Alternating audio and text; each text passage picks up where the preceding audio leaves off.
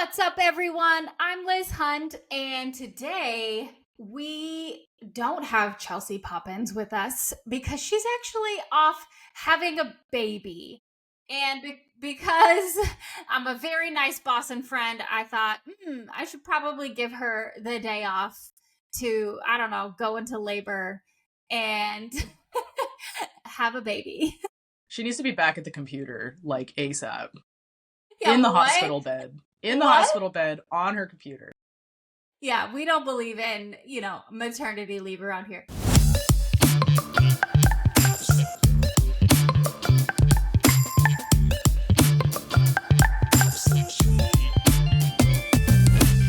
Just kidding. Just kidding. That's a total lie. Total lie. We 100% believe in that. Okay, so instead, in lieu of Miss Chelsea Poppens, we have got our very own Keaton Haines extraordinaire here with us. And Keaton, I will let you introduce yourself and what you do at DayCloud and all that good stuff. So you have the floor. Sweet. How intimidating. Okay, so I have actually been on the podcast a few times, mostly talking about social media and my very first episode about imposter syndrome. Go give those a listen if you have some time. So I've been with DayCloud for almost 2 years. My official title is marketing coordinator, but I kind of like to say that that's like an umbrella title because I kind of just do a little bit of everything. But honestly, writing is really my bread and butter. So I'm pretty excited to talk about that process here today. Yeah, that's true. We are a smaller agency, and so many of us wear many hats. And I think we probably talked about it quite a few different times, just how each one of us has kind of a multi, pool of talents, and Keaton is also one of those. We're all a bunch of Swiss Army knives. It makes it easier. Yeah, it really does. It really does. And it's helpful when you have a small agency. But every one of us kind of has like our really, really kind of like top 2 or 3 greatest strengths. And then we have kind of like our next level of like secondary stuff that we're pretty good at. And for Keaton, I would say one of his top 2 or 3 strengths would be writing. And it's come in very handy because Keaton is actually helping me write a book right now, and he's operating as my ghostwriter, and it's been a wonderful experience. I'm so excited. It's been so fun. For both of us. I don't want to put words in your mouth, but I feel like you had said that it's even a dream come true for you. Yeah, which absolutely. It's 100% been for me. So Keaton and I have, I feel like, really gotten to know each other to the deepest levels. I have so much blackmail. I have so much blackmail. I know. You know, It's if so anybody terrifying. wants to fund the project a little more, Oh I've my got God. blackmail. We can have a Patreon. If you donate to $10,000 to our Patreon, I have a lot of Liz's secrets to share. I mean, So honestly, I think I would share my secrets for that too. I'll Same. share. That's fine. Same. I'm a pretty open book, actually. I don't really care. Pun intended. Oh, goodness. Oh, I didn't even mean to do that. No, pun not intended. But now that you said that, yes. Now that you've been fully introduced and all the good things, we are going to talk about copywriting, but specifically around writing for a website, because that's something that you have the opportunity to do quite a bit at our agency because we build a lot of websites. Yeah, so first of all, with the term copywriting, I've actually had a few people ask me if I went to law school, because when I say copywriting, people think like copyright law. So that can be a little bit confusing when I tell people like outside of this world, like what I do. And so I've actually started just kind of saying that like I'm a writer and content strategist to certain people just because it's a little bit easier. I think that has them asking the right kinds of questions about what we do versus law, because I don't know anything about law. You have to follow it. Yeah, exactly. That's it. So copywriting, I would say it differs from regular writing kind of the same way that design differs from art. So like copywriting is writing with like a very clear purpose and intention. And that's usually to get people to buy or to teach them more about a product or a brand or an organization. And that's not to say that regular writing doesn't serve a purpose, but copywriting is writing with a very specific goal in mind. The dictionary can probably explain it a little better than I can. It's the activity or occupation of writing the text of advertisements or publicity material. And so in this case, that also includes a website. Whenever you are in the mindset of writing for a website versus in the mindset of writing for social media, what are some of the things that you're thinking about? Yeah, so I would say that like website copywriting is a little unique from say like an advertisement or like a blog in that you're kind of looking at a website as like a big piece of multiple smaller pieces of content. And it's usually all pointing towards the same call to action. So once we define the call to action, whether that's like book with us, schedule an appointment, learn more, consult with us, things like that, that's usually kind of the centerpiece of what I'm thinking of when I'm writing a website. The tone and the pace and the call to action, all of those things that have to do with that brand or client, you have to make sure that you're communicating it consistently across every single page and touch point because they're all smaller parts of a larger whole. You're writing multiple little pieces, but they're all kind of coming together to form a web. So thus website in my brain. Yeah, that's interesting. What about some of the like strategy elements whenever you are thinking about strategy versus being creative on a website? Talk about some of those pieces. That is always interesting for me because I feel like it really depends on the client. And it depends on kind of like what tone the client is looking for. If they're very much like we're a professional brand and we really want to be very, very clean cut, very straightforward. Like the first project that you guys ever brought me on was actually for a CPA firm. I was freelancing at the time and that was the first project was for a CPA firm. Hopping into that agency process was a little bit intimidating, just a little bit, but yeah, I remember like I had provided you guys with like a list of questions to ask during one of your meetings with them. And from there, from those answers, I was kind of able to get an idea of how much I could play creatively with words versus how much I had to be more, you know, a little bit more clean cut, a little more accounting. It just depends on the client. They're all very different. And it's just going to be very different between, say, a CPA versus a chiropractor versus a company that's selling Christmas lights. And we've done all three of those things. And it's all just a very different tone. Yeah, that's interesting. And then what does it look like to, you know, make sure that you capture their brand voice? How do you make sure that gets infused into the copy? And then does that even matter? It matters a lot, I would say, because the way that you're presenting yourself online, and we always say that your website is your front door, especially nowadays. Your website and your socials, I would say, are your kind of front door to your business, your brand. People know about your business via the internet. They know about you via online spaces because that's how people are finding, discovering, learning. That's where most marketing is happening nowadays. So when you're thinking about your front door, you want to think about how you're greeting people in their first impression. It's like your handshake. So you want to make sure that you are very authentic and very clear about what your vibe is very quickly. You want to make sure that you're giving off a really good first impression because the fact of the matter is that they can just close out and go search for somebody else. When it comes to writing the tone of a client, sometimes that involves me writing out a general framework and then infusing that personality into that framework post-wise. And sometimes that happens if I'm not feeling like an inspiration with them. Like sometimes it's just, I know what I need to say here. But I don't like, I'll just kind of like write something really simple and then I can just adjust it as needed.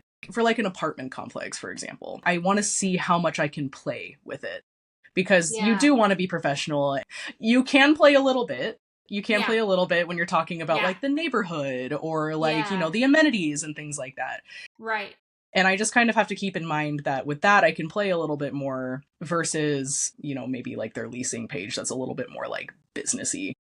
Yeah, but it's also just trying to maintain the same tone, reading through the entire piece as well to make sure that everything is consistent. Just so our listeners know, one of the things that we also say kind of in the design creative agency world is whenever we're talking about like text, we call it copy. To be honest, I actually don't know where the term even comes from other than it stems from copywriting. I wonder if it comes from like early newspaper printing. I Because, mean, like, probably. yeah, like making Because it's copies being of things. copied. Yeah. Yeah, that's my Yeah. guess. Yeah. I mean, probably. Should have looked that up. Okay, so what about whenever you are looking at other websites, what are some of the like common mistakes that you see businesses make whenever they don't hire professional copywriters to write the content on their websites? This is a really fun one. Let me start with what I think is really good copy, and I Okay, think what people do incorrectly on the opposite side of that. So I think that really let's good go. copy is taking into account that somebody is reading it and you're not just like yelling at somebody. Sometimes when I go onto a website, I Mhm. read their copy and I think they really just took this from their HR handbook or like their Yeah. employee handbook and they just threw it Yeah. right into the website. So you get like the industry jargon, massive Yeah. walls of text. Oh my gosh, yeah, it really Yeah. bothers me. But when you get good copy, Yeah. you're reading it and you're thinking, okay, they've thought about who their audience is and that their Mhm. audience is going to be reading this from an outside perspective, right? Yeah. Yeah. So It it has just personality. It exactly. has an actual voice that is recognizable. Yes, yes. And I would say that it's the difference between something, for example, like a CPA firm, like we were saying earlier. Yeah. It's the difference between something like we offer comprehensive bookkeeping services and Yeah. then saying something like, finally, bookkeeping that makes tax season painless and predictable. Thinking of that as a bookkeeper, you're like, oh yeah, we offer comprehensive bookkeeping services. But what does that mean to somebody who's never had a bookkeeper? What does that mean to Yeah. somebody who doesn't even look at their finances and that's why they're hiring Right. a bookkeeper? What you Right. want to know is that, oh, tax season, that stresses me out. Yeah. So we're making it painless and predictable for you so that you don't have to Yeah. stress out about it anymore. Yeah. Interesting. So having that professional helps you write content that on the website that is keeping that end user in mind so that you are helping them, the reader, right? The user, the reader, understand how it benefits them rather than just a wall of information. Exactly. And I think that that is just Interesting. like staying in the mind of user experience the same way that a developer would. It is kind Yeah. of in its own way a very basic form of UX UI because you are thinking Yeah. about the user experience at the end of the day. Yeah. And I like to joke sometimes my job is embodiment. I get into the mindset of customers all the time Yeah. and Yeah. people that like I'm not, I'm not Yeah. looking to rent a $3,000 apartment downtown. But what if I was? Yeah. I Yeah. can play pretend. I can play pretend Yeah. all day. It's so fun. That's why we have imaginations and empathy. And that's something that I say all the time is that all marketing is about empathy, is having empathy and being able to understand people and audiences. And that's just operating with empathy, right? And like Yeah. you said, embodiment. It's another way of saying that same thing. Okay, let's talk about our process, our Okay. DayCloud process. Okay. So, one of the things that we do at DayCloud in our gamut of building out a website for a client is copywriting is a huge part of that because obviously websites, a big chunk of having a website is honestly having the right content on that site. And we almost never allow clients to write their own content on a website. I think that's happened maybe 3 times in the, 14 years that I've been running my agency, and it's fun because the clients don't know what they're doing. It's actually very difficult to write copy. And then two, the copy that goes on a website is hyper specific to how we design and build out the site that you have to work very, very closely with the designer in order to even know what to write. We almost always, and actually I would say always now, do the copywriting for every website that we build out. Keeping that in mind, we have integrated the copy and design process into each other. One of the first things we do is we always start every client with a discovery time. And in that discovery time, Keaton or even our other copywriter, they're always involved in that, whether it's they are there in the meeting so they can ask their own questions, or it's being recorded and they can listen to it at a different time that works for them. And it's because in that discovery time is when we learn the absolute most about the client. It's when we learn about their services. It's when we learn about their company, their history, their goals, their, everything that we can learn about them. It's so much of it is built in to that discovery time. And so much of the understanding their brand voice and things like that is super helpful. It is super helpful to be able to listen to them, because a lot of the time they don't even realize that they're dropping hints for me as a copywriter. They're just speaking about themselves and their vibe and things like that. And from there, I'm kind of translating that into, you want to be really casual, or, oh, you really want to be super, like, once again, like tie up, that kind of thing. So I know that I need to cut back on flowery language or things like that. So, Yes. Yeah. Even things like stuff that is originally intended for the designers, like what kind of animal does your brand embody, or what kind of drink does your brand embody, actually says a lot for copy as well. It does. It does. It's honestly for the same reasons, because if somebody says that our drink is a spicy pineapple margarita, that's gonna be a very different tone of voice than somebody who says black coffee for their beverage, right? Completely. And that is actually like one of the bigger indicators for me, is those three questions. For listeners that have not heard this before, we actually ask 3 very interesting questions to all of our clients during our discovery meeting. And that is, if your brand were an animal, what would it be? If your brand were a drink, what would it be? And if your brand were a car, what would it be? And I'm not a car guy, so I don't always quite catch that one as much. I've had to do a lot of research on cars since we started our discovery meetings. But the animal and the drink are always really, really helpful. And sometimes the spokesperson as well. If you could pick any celebrity, living or dead, whatever, what would your spokesperson be for your brand? And that can be super, super helpful for me as like an indicator. Yeah, I think so too.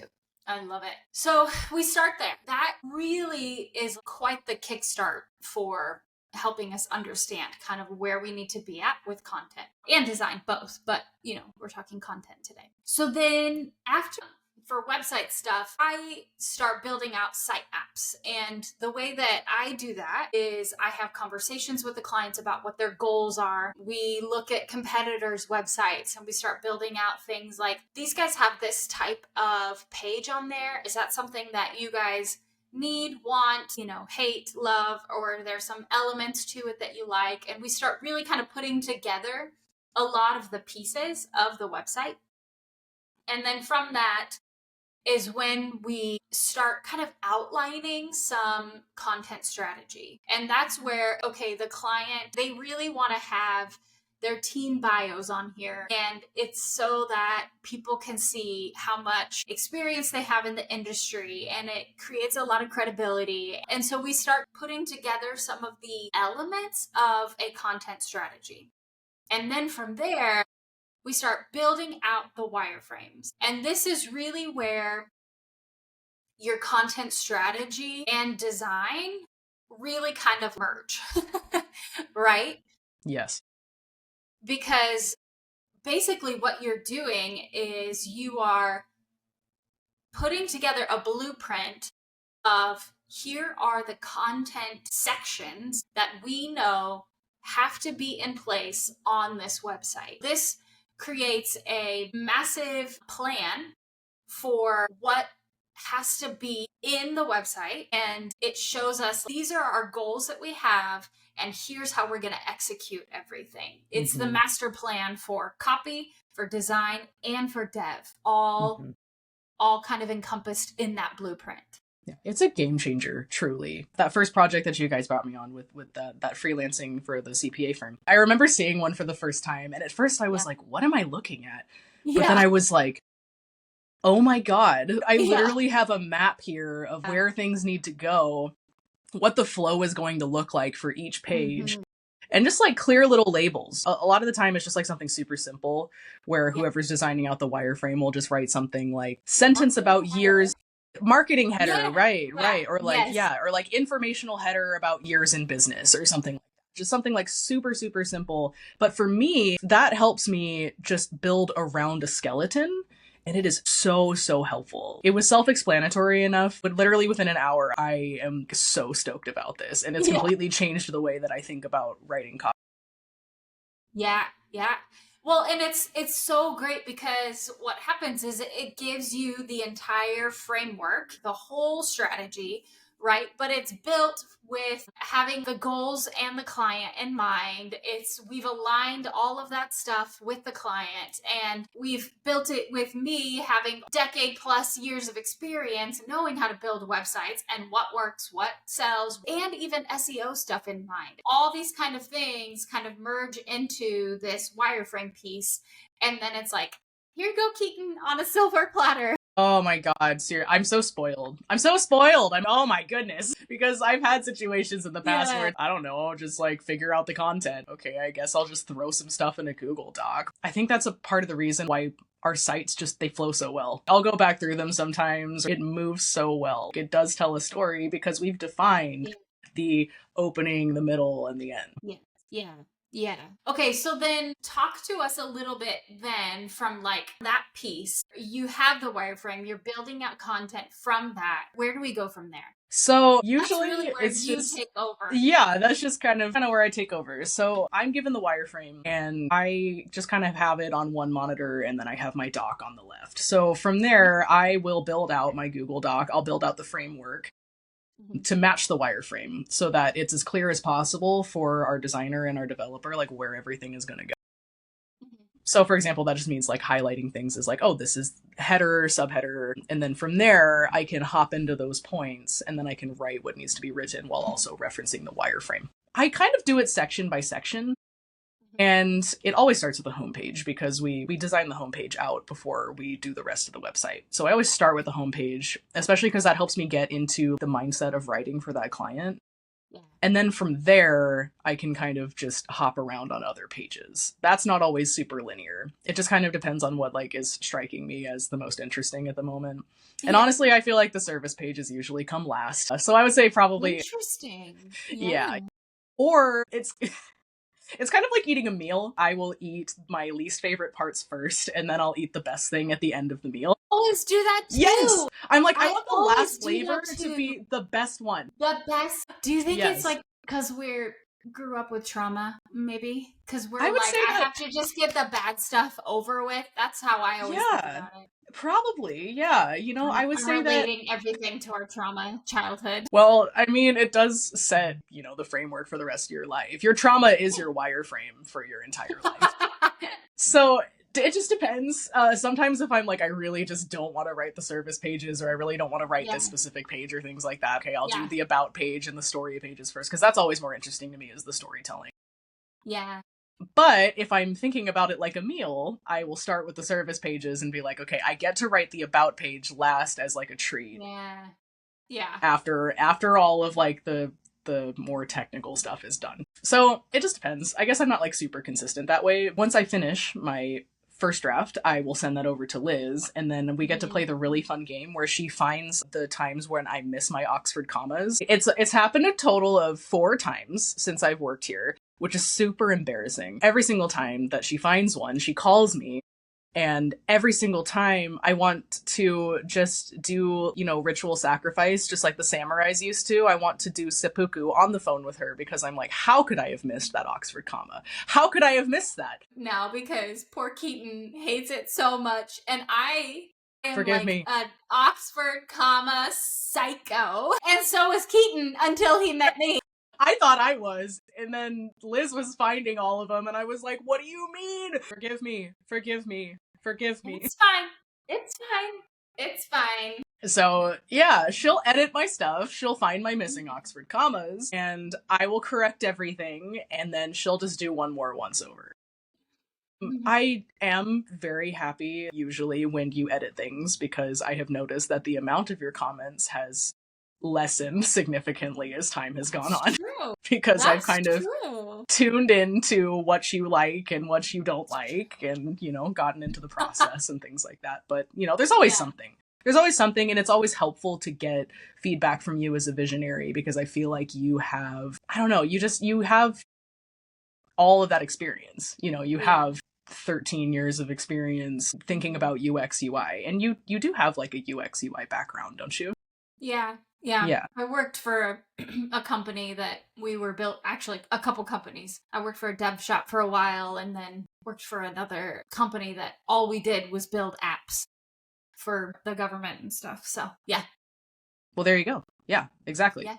So And that's then helpful. DayCloud, we build hundreds of websites every year. So, Yeah. Yeah, yeah. it's super helpful to get that second eye on it, because for me, I'm like, Yeah. I'm just writing, I'm having a great time, and Yeah. then sometimes I do lose track a little bit, and so it's helpful to get your eyes on it and just kind of like, Sure. steer it a little bit, and Yeah. Well, and I think creativity in collaboration is just refines it. absolutely. So, In my mind palace, this sentence might make so much sense, but to an outside viewer, no, it doesn't. yeah, for sure. And I think it's super helpful. Okay, so what about when you're thinking about SEO? How does that kind of play into your copywriting for a website? So SEO is super interesting because it's always changing and it's always evolving. Yeah. Sometimes you get clients who are so hyper fixated on it. And they're Yeah. like, we need to make sure that we are putting keywords in every single piece. Mhm. And I do consider keywords in all of my writing at this point, just because, it's important for our content strategy. Yeah. But I wouldn't say that I think about it first necessarily. Yeah. Sometimes it's a matter of just injecting them afterwards, like we were talking about earlier. Yeah. I'll write it and then I'll say, okay, I could easily put trucking company in Omaha here. I could easily throw that in there and it's not going to sound awkward, because the problem with a lot of SEO writing is that it does end up sounding really awkward and stilted. It's a keyword soup. Like, once again, we're a trucking company in Omaha and we do logistics in Omaha, and we are like, we're doing trucking. We're doing trucking out of Nebraska. And if you're in Nebraska and you need a trucking company or logistics, we do those things in Omaha. Yeah. Yeah. I feel like anytime I go to a website, I can always tell if they've allowed an SEO company to like run rampant, if they've just gotten a hold of the site and just pushed full of all these, you can always tell. Absolutely. And honestly, it's so annoying to me. Like, at least get a little more creative with how you do your SEO. Yeah. Maybe spend some of these dollars on Google Ads instead. Yes. Throw some of that in your FAQs, throw some of that information into your FAQs and call it a day. Because if you're forcing me to read a keyword soup, it's different from me clicking on a drop down and seeing the keyword soup and saying, oh yeah, that's for SEO, and then clicking out and then looking at the rest of your website, because I don't want to see that. No. But there have been situations in the past where we've had to completely rework sites for clients that have let SEO companies go wild, correct? Yeah. Yeah. Oh, yeah. The thing is like, you have to find a balance. SEO is important, of course it is. People need to be able to find your website, but people also need to be able to read your site and not hate your guts, Exactly. And it is interesting too, because I mentioned that it's evolving so much, and then you get into the how AI is affecting SEO now, and a lot of that is a lot more conversational, and people are searching in conversation with these AIs now, and so you have to be considering. It's actually helpful for me, because I feel like when I'm writing, I'm already considering conversation with our viewers. I'm already considering what it looks like to speak to our viewers and what it looks like to read as a viewer. These conversational questions and things like that, when we're putting that into FAQs or we're putting that into our about or things like that, it makes it a lot easier, because it is now more geared towards human quote unquote conversation versus just a bot picking out keywords. So yeah, it's so true. That's so true. And if you are listening to this and your Google SEO has dropped significantly in the last few months, it's because of Google's Gemini AI that came out, and it destroyed everybody's SEO. And so don't be alarmed. Well, I mean, you should be alarmed, but at least you know why. It's because of Google's AI platform that came out. Okay, so I had to make sure that we brought this up. What is your favorite word that everyone says? That's their core value. It's their brand personality. It's their who they are every time. What is something that every single client says in their brand discovery that we just love?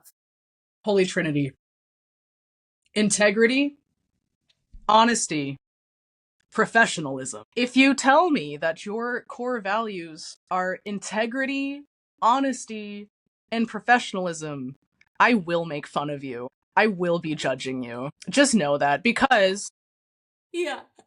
you're boring. Please figure that out. Please think a little bit harder about your values. Because you know what? Yes. Like, those are great values to have. They're great, but they are great values. They're the great value brand. Yeah. Just think about that. So the way we get around this, for those of you who have clients that say that to you, the way we get around this is I say, what are the core values or brand values that you can say about yourself that other people can't say about themselves? So that immediately removes integrity, professionalism, and honesty. Not always. Yeah, not always. But sometimes I do push back. Sometimes I say, okay, but so-and-so can say that about them. What are ones that you can say that they can't say? Mm-hmm. And so sometimes we do push back depending on how spicy I'm feeling and the client. Exactly. And they usually come up with pretty good stuff after you push back. Yeah. Yes. So I would say, and that's part of the job too, is like, again, mining for those gold nuggets. Sometimes you have to dig deeper and you have to force them to dig deeper. Don't just take their first answer, I would say. No. Sometimes you do. Yeah, because usually it's like, I think sometimes people get intimidated, and I think also that they get a little bit uncomfortable or shy, and so they're just going to give you what they throw away to like everybody who asks them about their business. You know, we're not a client. We're trying to speak to your clients. So yeah, we're not here to make you look or sound generic. We're here to make you look and sound special and unique and bespoke, because that's who you actually are. You are not the same as every other business. You are special and you are unique. So it's our job to dig deep and find out what it is that actually makes you special and unique. And so sometimes we have to get past a couple layers of that generic great value stuff that truly finds those gold nuggets. That's a great point, Keaton. Business affirmations. I am special. I am different. I am unique. Yes, it's great. Okay, so I think that's what we have for you today. I'm super thankful that Keaton was able to step in. We will let you guys know when Chelsea finally has her little baby boy. Please like, share, subscribe. I don't know the right things to say. Chelsea always says this part. Oh no, I don't know like, what to share, do. follow. If you have any questions, you can email us at show@agency-rocket.com. No. Like, share, follow, tell your friends. And if you need any help with your marketing or your SEO or your website, hit us up. We are at DayCloudStudios.com. You can also follow us on all our socials, also at DayCloud Studios. Thank you for having me, Liz. You're welcome. Thanks for being here, Keaton. Always.